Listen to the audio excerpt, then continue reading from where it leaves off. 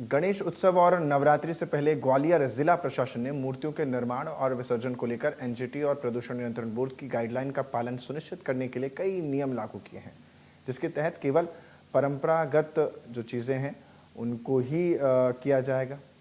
और साफ तौर पर क्योंकि जिस तरीके से जो मूर्तियाँ होती हैं इससे कहीं ना कहीं लोगों को खासा परेशानियों का सामना करना पड़ता है, नदियों में विसर्जित होता है, नदियों का जलस्तर भी बढ़ता है और ग्लोबल वार्मिंग जैसा खतरा बना रहता है,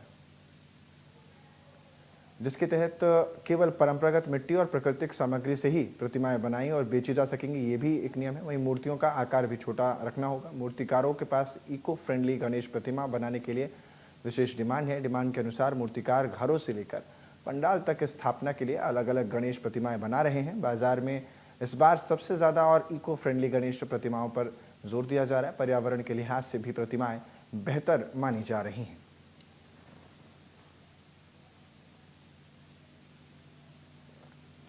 व्यक्ति एक छोटे से लोग के लिए पीओपी के आइडल्स ज़्यादा घर में ले आता है या बनाते हैं, तो हमारा ये है कि ज़्यादा से ज़्यादा मिट्टी की मूर्ति लोग घर में लें, उसकी पूजा करें और उसका घर पे ही विसर्जन करें। तो ये मैं पिछले 5 सालों से कर रहा हूँ। अब इस साल हम नया एक बहुत सुंदर सा आइडल्स का एक पैकेज लेके आए हैं। इनकी खास बात ये है कि ये जो जिस मिट्टी से ये बने हैं, ये गंगा नदी की शुद्ध मिट्टी से बने हुए हैं। और दूसरी ये कि ये मात्र और मात्र आधे घंटे में पूरा पानी में घुल जाते हैं, मात्र और मात्र आधे घंटे में। मेजरली देखते हैं कि लोग पीओपी के गणपति घर पर लाते हैं, तो बेसिकली होता क्या है, वो जो जिस टाइम पर गणपति जी का आगमन हो रहा है, आरती हो रही है, पूजन हो रहा है, वो सब बढ़िया रहता है। लेकिन उसके बाद जब उनका विसर्जन की बारी आती है तो लोग उनको नदी नालों में छोड़ाते हैं। पीओपी के होने की वजह से उनकी गलने की क्षमता बिल्कुल ज़ीरो की बराबर रहती है। तो उसका क्या एक बेहतर ऑप्शन हमारे पास अवेलेबल है, तो जो कि हमें लगता है कि इको फ्रेंडली गणेश। अब इको फ्रेंडली गणेश से हमारा क्या अर्थ है? इसका अर्थ हमारा ये है कि घर में लाइए मिट्टी के गणेश, मिट्टी के रंग, मिट्टी के गणेश, इस बार घर पर विसर्जन।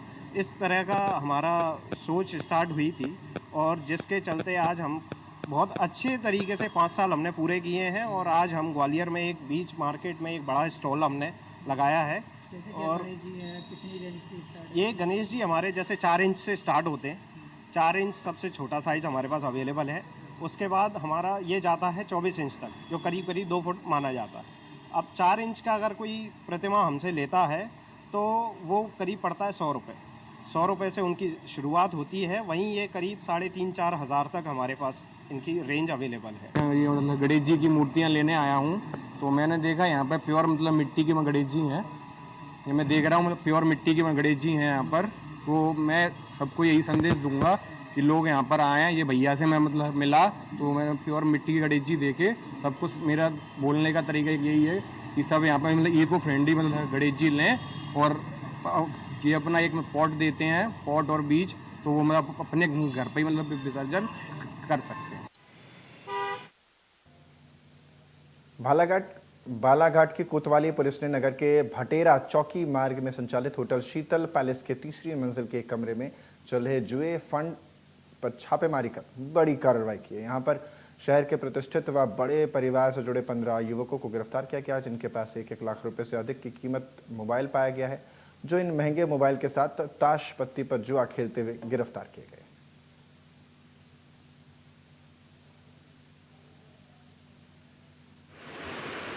ताश की गड्डी से जुआ खेल रहे हैं, जो सूचना पर तत्काल विश्वास करते हुए थाना कोतवाली से एक टीम गठित की गई और तत्काल दबिश दी गई। तो वहां पर मौके पर करीब 15 लोग मौके पर मिले और उनके पास से 44,500 रुपये जब्त हुए हैं। साथ में उनके पास से जो मोबाइल है करीब जिनकी कीमत 17 मोबाइल मिले हैं, जिसकी कीमत 10 लाख रुपए है, मौके पर जब्त किए गए हैं और जुआ एक्ट के तहत कार्रवाई की गई है इन पर।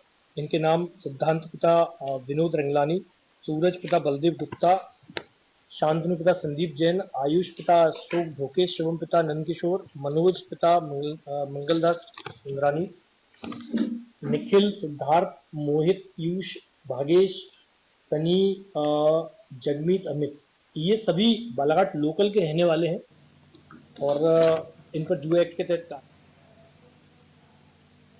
ग्वालियर में पीएनबी बैंक के फील्ड ऑफिसर की मौत के बाद नशा मुक्ति केंद्र में अब 17 बटालियन एसएएफ के जवान की मौत का मामला सामने आया। मृतक के परिजनों ने आरोप लगाया कि नशा मुक्ति केंद्र में सिपाही अजय की पीट कर हत्या कर दी गई। फिलहाल पुलिस मामले की जांच कर रही है।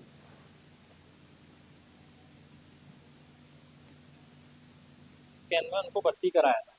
मंथन नशा मुक्ति केंद्र की गाड़ी भिंड भेज के उनको लेके आई और 24 तारीख को इनका कॉल आया कि आपका भतीजा बहुत परेशान कर रहा है, इसको समझा दो, नहीं तो मैं इसको लात घूंटों से ठीक कर दूंगा। उसके आधा घंटे बाद इन लोगों का कॉल आया कि उसकी हालत बहुत खराब है, आप लोग हॉस्पिटल आ जाओ। हम जब भिंड से निकले हॉस्पिटल के लिए तो उसी दौरान इनका फिर कॉल आया मनीष दुबे और अजय पांडे कि आपका भतीजा मर चुका है, हाईवे पे हम डेड बॉडी लेके खड़े हैं, इसको ले जाओ। हाईवे पे जब हम डेड बॉडी के पास पहुंचे तो उन्होंने ना तो हमें पीएम करने दिया, जबरदस्ती कुछ गुंडों को बुला लिया, 10-20 लोग आ गए।